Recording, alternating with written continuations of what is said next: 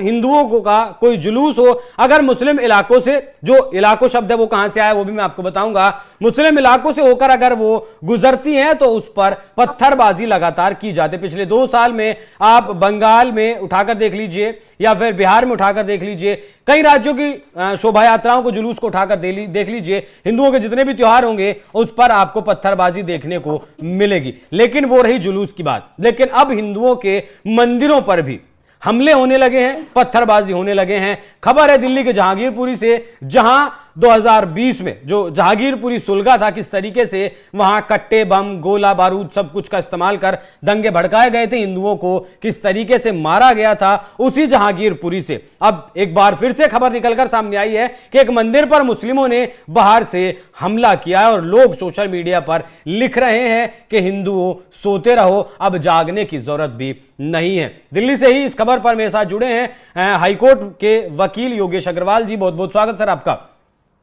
जी। ये जहांगीरपुरी से जो खबर आई है निकलकर, ये इस इलाके को जितना मैंने सुना है, आमतौर पर लोग छोटा पाकिस्तान, मिनी पाकिस्तान इस तरीके के शब्दों से भी देखते हैं। पुलिस वाले भी बहुत कम हिम्मत जुटाते हैं इस इलाके में जाने से। वाकई में ऐसी सच्चाई है इसकी कुछ और? बिल्कुल बिल्कुल, इस बात में कहीं ना कहीं तक पूरी सच्चाई है। इसको हम मिनी पाकिस्तान तो नहीं, लेकिन यहाँ पर जो ये इलाका है ये मुस्लिम बहुल इलाका हो गया है पूरे तरीके से, और यहाँ पर धीरे धीरे धीरे धीरे हिंदुओं का पलायन होना शुरू हो गया है। जितने भी आप अगर एरिया में जाओगे तो आपको ऐसा लगेगा ही नहीं कि आप दिल्ली सिटी में हैं, आपको बिल्कुल ऐसा फील होगा आप किसी मुस्लिम बहुल इलाके में आ गए हैं और पूरा माहौल खराब है वहां पर। 2020 के अंदर जो घटनाएं हुई वो आपको मालूम है, वहां पर किस तरीके से अनैतिक तौर पर लोगों ने वहां पर असला भी रखा हुआ है और जो भी वहां पर चल रही है एक्टिविटीज। और जो आज ये हुआ है हिंदू मंदिर के अंदर इन्होंने जो पत्थर फेंके हैं, पत्थरबाजी करी है, अब देखिए इस तरह की घटनाएं तो अब इंडिया के अंदर बढ़ती चली जाएंगी। मोदी जी ने नारा दे दिया है बटोगे तो कटोगे। अब इनको ये नारा सूट नहीं कर रहा है, इनको ये लग रहा है योगी जी के नारे पे कि अब पता नहीं ऐसा क्या हो जाएगा, तो इन्होंने अपनी इस तरह की एक्टिविटीज को दिन पे दिन बढ़ा दिया है।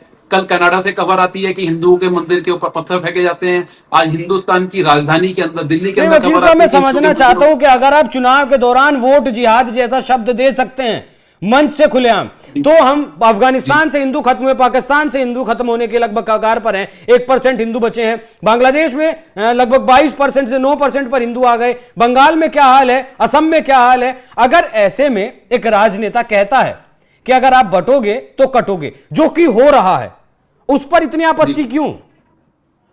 इनको पूरी आपत्ति है जी, ये कुछ भी बोलते रहे। इनके आप वोट जिहाद का शब्द दे दे तो ठीक है, लेकिन कोई बटेंगे नहीं कह सकता। ये रेल जिहाद भी करेंगे, ये लव जिहाद भी करेंगे, ये ऐसा भी बोलेंगे कि अगर 15 मिनट के लिए पुलिस इनको दे दो तो ये बता देंगे क्या कर सकते हैं। ये कुछ भी बोल सकते हैं, लेकिन हिंदुओं को कोई राइट नहीं है बोलने का।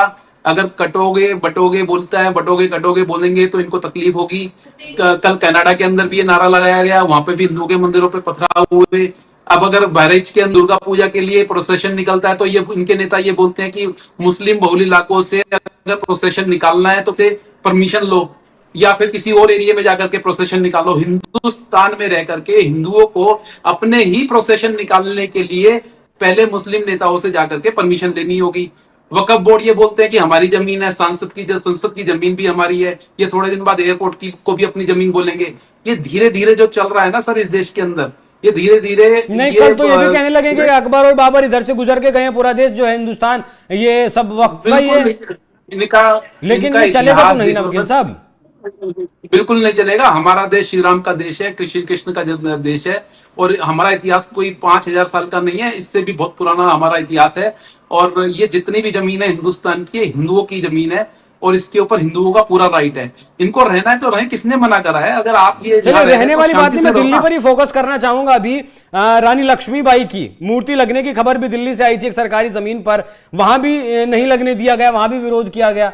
दिल्ली में आखिर ऐसा क्या है? रानी, हाँ, ये रानी लक्ष्मीबाई की अगर कोई मूर्ति किसी डीडीए की जमीन पर, गवर्नमेंट की जमीन पर लगने के लिए, वो भी हाई कोर्ट के ऑर्डर से, ऐसा नहीं है कि वहां पर वो ऑफिसर जाकर के खुद ही लगाने लग गए हैं, वो भी हाई कोर्ट का ऑर्डर था कि ये बिल्कुल ओके है, यहाँ पर लगने दीजिए। उसके बाद ये कट्टरपंथी वहां पर इकट्ठे हो जाते हैं, हजारों की तादाद में वहां पर जुलूस निकालते हैं और उस काम को करने से रोका जाता है। तो देखिए ये जो माहौल है धीरे धीरे यहाँ पर हिंदुस्तान के अंदर बढ़ता ही जा रहा है। और ये जो नहीं, बटोगे ऐसे में क्या कटोगा समझे, नारा, प्रशासन घुटने टेक चुका है या हाईकोर्ट की कोई वैल्यू कदर नहीं है इन लोगों के दिमाग में?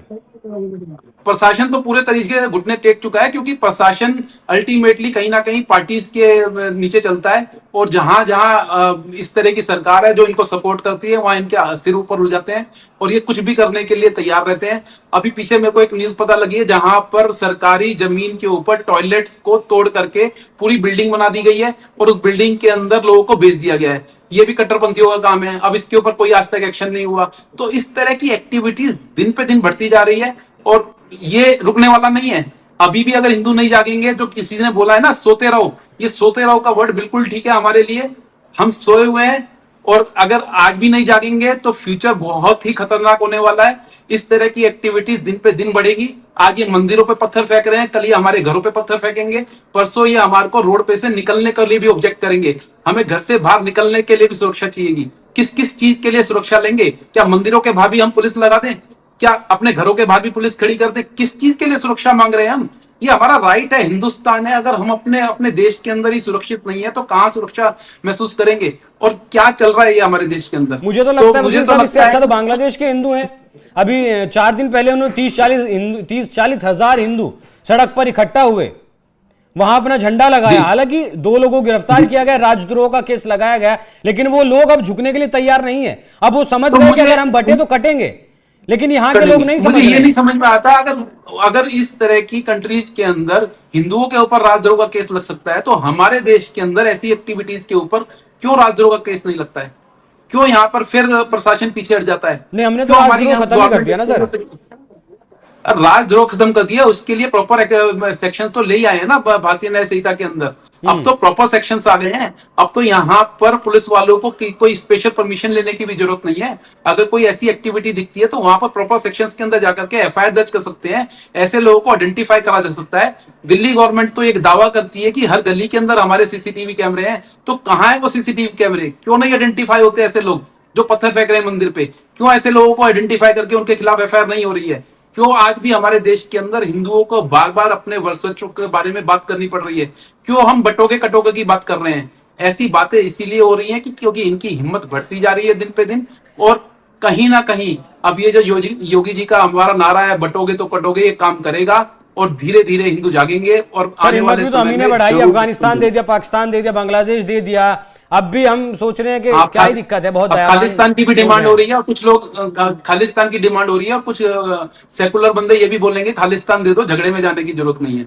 क्या क्या बांटोगे देख लो। अब आज खालिस्तान की डिमांड होगी, खालिस्तान भी दे दो, कल और कुछ चीज की डिमांड होगी, वो भी दे दो। तो ये धीरे धीरे कुछ नहीं बचेगा, ये टुकड़े टुकड़े कर देंगे इस तरीके से। ठीक है, बहुत बहुत धन्यवाद वकील साहब इस खबर पर हमारे साथ जुड़ने के लिए। लेकिन ध्यान रखना होगा, कश्मीर में पाकिस्तान एक्टिव है, कनाडा पंजाब में एक्टिव है, नॉर्थ ईस्ट में अब अमेरिका एक्टिव हो चुका है, क्योंकि मिजोरम के मुख्यमंत्री अमेरिका में जाकर इस बात की मांग कर आए हैं कि हम बेड़ियों में बंधे हुए हैं। उसके बाद भी अगर आप नहीं जाग रहे हैं, उसके बाद भी अगर आपको समझ नहीं आ रहा है, जिस तरीके से लगातार हमले हो रहे हैं, बांग्लादेश का हिंदू भी अब लगातार एकजुट होने की कोशिश कर रहा है और एकजुट हो भी रहा है। अगर अब आपको जिस तरीके से घटनाएं, ये कोई भड़काऊ भाषणबाजी, कोई भड़काऊ बयानबाजी नहीं चल रही है, जो घटनाएं सामने आती हैं हम आपको वही दिखाते हैं। उसके बावजूद भी अगर आप सोए हुए हैं